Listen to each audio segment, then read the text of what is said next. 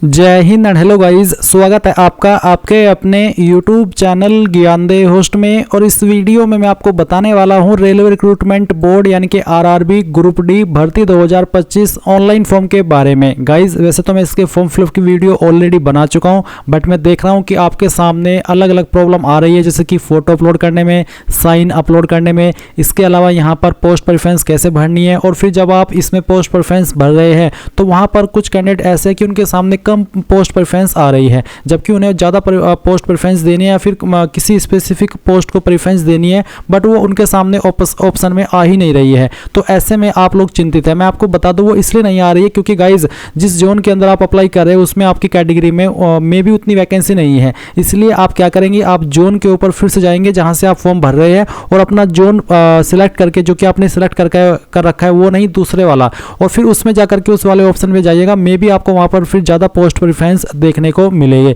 अगर उसमें भी नहीं आ रही तो फिर अगेन आप सेम प्रोसेस फॉलो कर सकते हैं। तो इस वीडियो के अंदर मैं आपको पूरी जानकारी अच्छे से एक्सप्लेन करने की कोशिश करूंगा, इसलिए आपको वीडियो को पूरा देखना है। उसके बाद भी अगर आपके मन में कोई सवाल, कोई डाउट रह जाए तो आप कमेंट के माध्यम से पूछ लेना। अब चलिए शुरू करते हैं। अगर आपने अभी तक वीडियो को लाइक शेयर नहीं किया कर दीजिएगा, और चैनल के ऊपर अगर आप नए हैं तो चैनल को सब्सक्राइब करके बेल आइकन ऑन कर लेना है, क्योंकि जब तक ये वैकेंसी कंप्लीट नहीं हो जाती तब तक आपको इसी प्रकार से इसके बारे में समय समय पर सभी अपडेट दिए जाएंगे।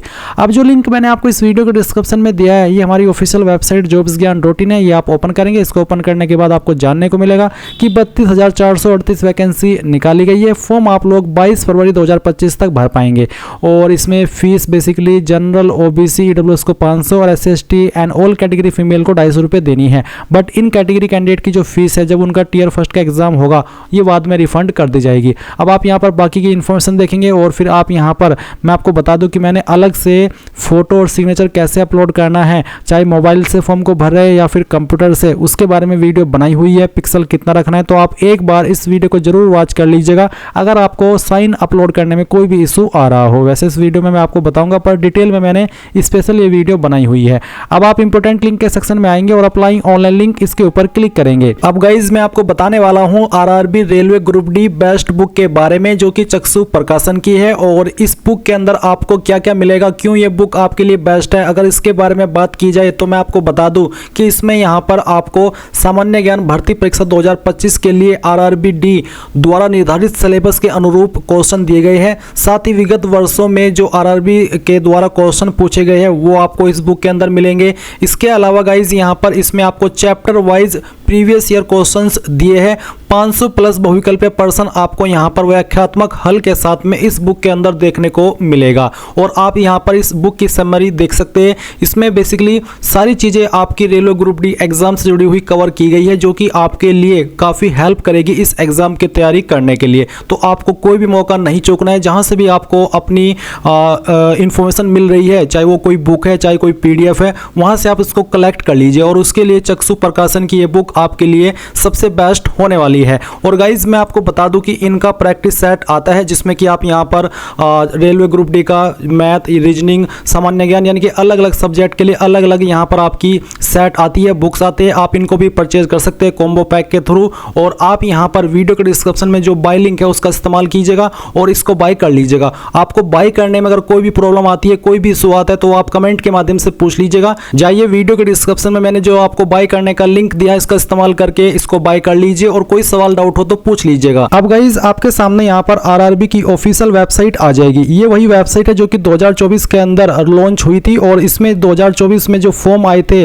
आरआरबी की तरफ से वो भरे गए थे। तो मैं आपको ये जानकारी इसलिए बता रहा हूँ कि अगर आपने 2024 के अंदर रेलवे का कोई भी फॉर्म भरा है इस वेबसाइट का इस्तेमाल करके, तो आपका अकाउंट या फिर कह लीजिए कि आपका रजिस्ट्रेशन यहाँ पर हो रखा है। आपको नया रजिस्ट्रेशन करने की कोई भी आवश्यकता नहीं है। आप डायरेक्टली अप्लाई के सेक्शन पर क्लिक करके ऑलरेडी हैव एन अकाउंट के ऊपर क्लिक कीजिए, और जो आपने नंबर या ईमेल रजिस्टर किया था वो डालिए, और जो पासवर्ड आपने उस वक्त बनाया था वो भरिए, और फिर आई एम नॉट रोबोट के ऊपर क्लिक करके लॉगिन कर लीजिए। अगर आपने 2024 के अंदर कोई फॉर्म भरा था पर आप आपका पासवर्ड भूल चुके हैं, तो आप फॉरगॉट पासवर्ड के ऊपर क्लिक करके उस पासवर्ड को रीसेट कर सकते हैं। उसके लिए आप फॉरगॉट पासवर्ड पर जैसे ही क्लिक करेंगे, आपको रजिस्टर्ड नंबर या ईमेल एड्रेस डालना है, आपका डेट ऑफ बर्थ यहाँ पर सेलेक्ट कर लेना है, और फिर आई एम नॉट रोबोट के ऊपर क्लिक करके प्रोसीड करना है। देन आपको आपके नंबर के ऊपर एक नया पासवर्ड सेंड कर दिया जाएगा मैसेज के माध्यम से और फिर आप उस पासवर्ड का इस्तेमाल करके लॉगिन हो जाएंगे।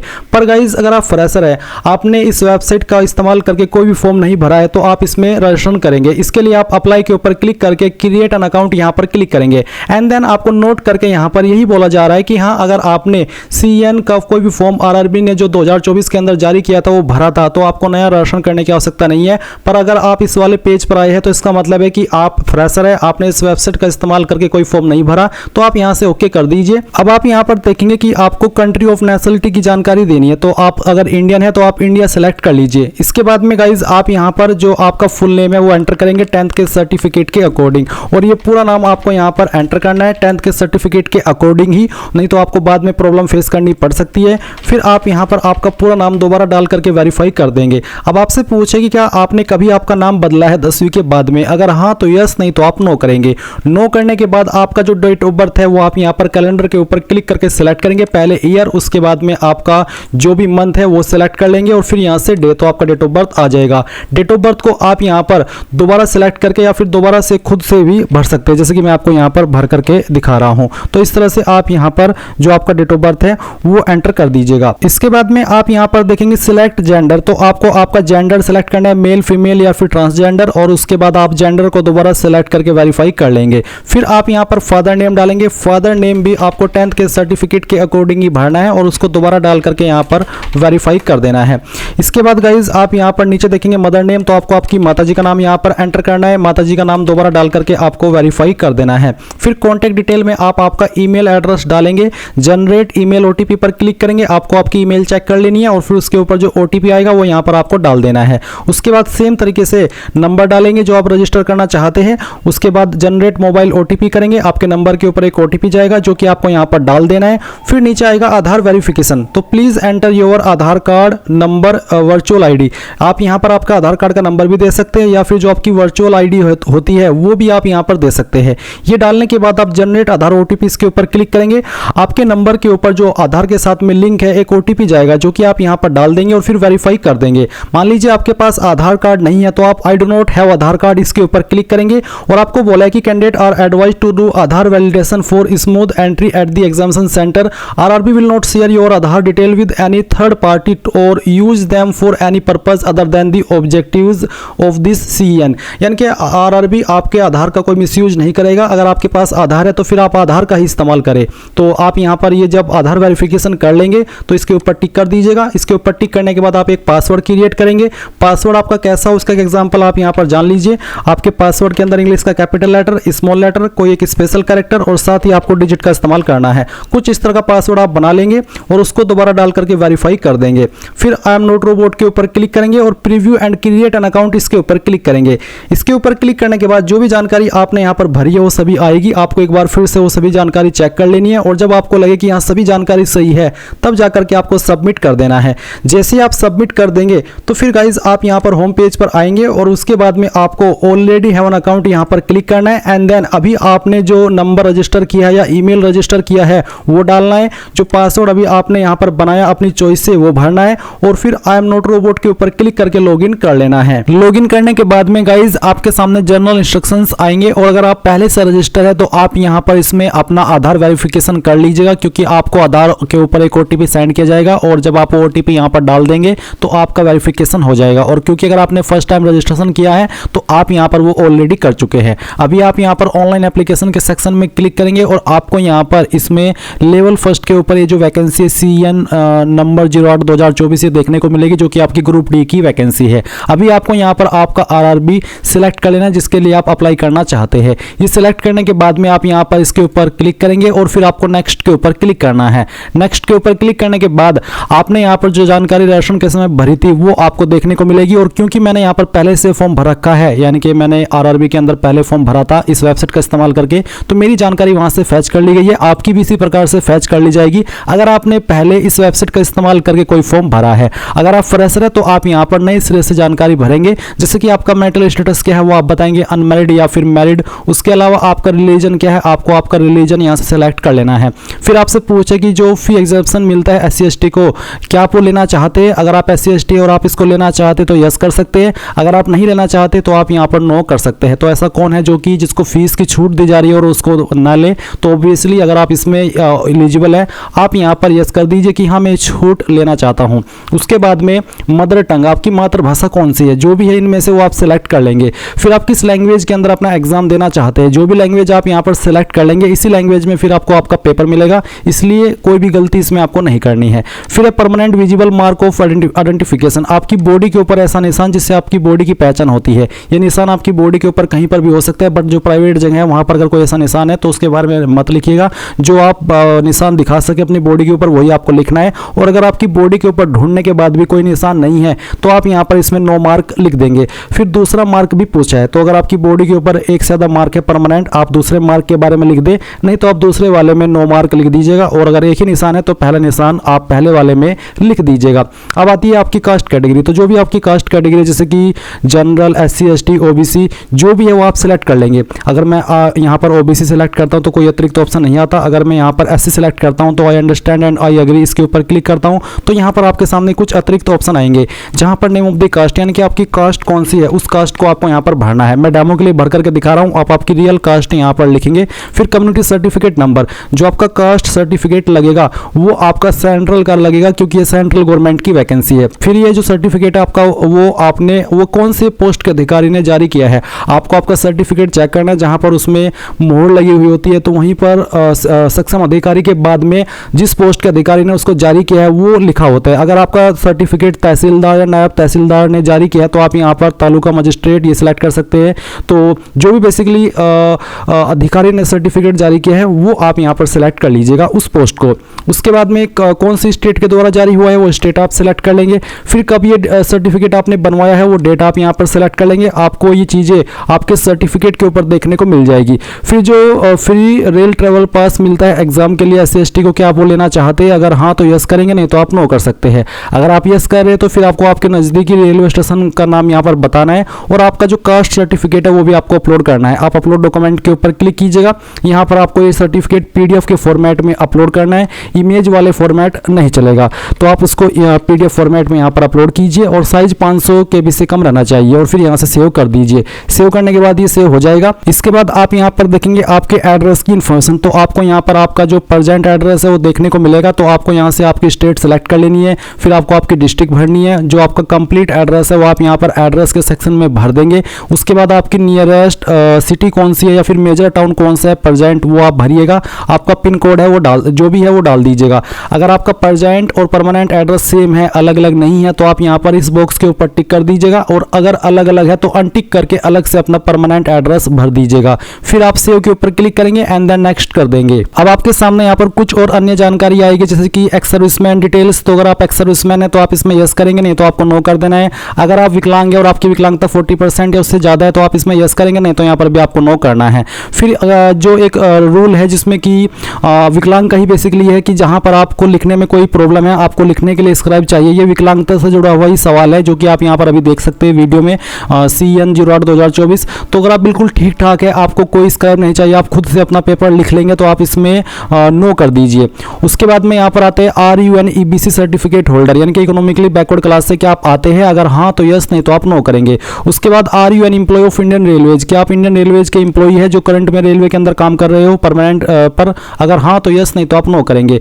फिर name of the current department organization, तो अगर आपका कोई है जैसे कि अगर आप जॉब करें किसी सेंट्रल गवर्नमेंट में, स्टेट गवर्नमेंट में, PSU में, तो आप सिलेक्ट कर लें, नहीं तो आप यहाँ पर नॉट एप्लीकेबल के ऊपर क्लिक करेंगे। अब आपसे पूछे कि are you a course completed act apprentice in railway establishments and processing NAC granted by NCVT, यानी कि क्या आपने एक्ट अप्रेंटिस किया है रेलवे के किसी भी डिपार्टमेंट में, किसी भी जो अप्रेंटिस वैकेंसी निकलती है उसमें, जिसमें कि आपको NAC सर्टिफिकेट NCVT के द्वारा ग्रांट किया हो? अगर हाँ तो यस, नहीं तो आप नो करेंगे।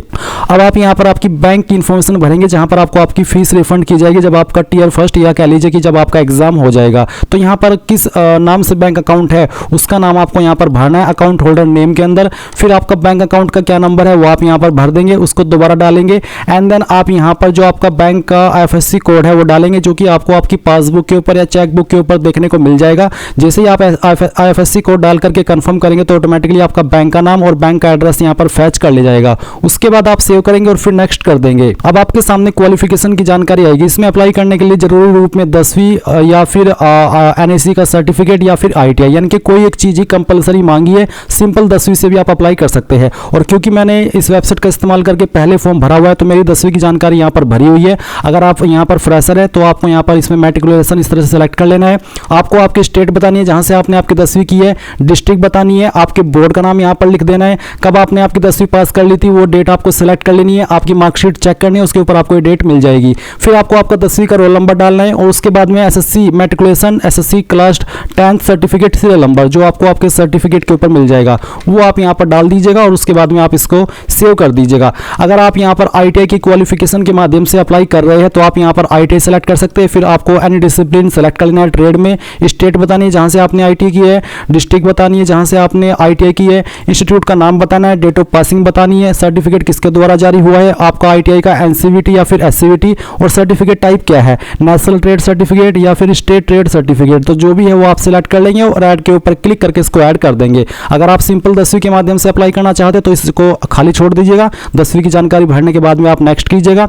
यहाँ पर आपको फोटो और जो आपका साइन है वो अपलोड करना है। फोटो का जो फॉर्मेट है वो जेपीईजी या फिर जेपीजी का रखना है और आपका फोटो 2 महीने से पुराना नहीं होना चाहिए। फॉर्मेट जेपीईजी जो कि मैं आपको बता चुका हूँ, और साइज 50 से 100 KB के बीच में रखना है। फोटो का बैकग्राउंड आपका व्हाइट होना चाहिए। तो आप यहाँ पर ब्राउज के ऊपर क्लिक करेंगे और जहाँ पर भी आपकी फोटो फाइल है वो आपको सिलेक्ट करनी है। गाइज मैं यहाँ पर ये फॉर्म डेमो के लिए भरा हूँ तो मैंने एक रैंडम फाइल यहाँ पर सिलेक्ट की है और इस तरह से आपका फोटो आएगा जब आप अपनी फाइल सेलेक्ट करेंगे फोटो की, और फिर यहाँ पर आप इसको ग्रीन के ऊपर क्लिक कीजिएगा। अगर आपका फोटो दिए गए इंस्ट्रक्शंस के अकॉर्डिंग होगा तो आपकी फाइल यहाँ पर इस तरह से अपलोड हो जाएगी। अगर उसमें कोई इशू होगा, दिए गए इंस्ट्रक्शंस के अकॉर्डिंग वो नहीं होगा तो यहाँ पर एरर आ जाएगा। फिर गाइज आप यहाँ पर आपका सिग्नेचर अपलोड करेंगे। इसका जो साइज है वो 30 से 50 KB के बीच में, और जो प्रीफर्ड पिक्सल है वो भी आपको यहाँ पर दिए गए हैं। तो आप ब्राउज के ऊपर क्लिक कीजिए और सेम वे में आपका साइन सेलेक्ट कर लीजिए। गाइज यहाँ पर जैसे ही आपका फोटो और साइन अपलोड हो जाए तो आप उसको चेक कर लीजिएगा। और अगर आपको यहाँ पर साइन अपलोड करने में कोई इशू आ रहा है तो मैं आपके लिए एक स्पेशल वीडियो बनाऊंगा जहां पर मैं आपको अच्छे से एक्सप्लेन करूंगा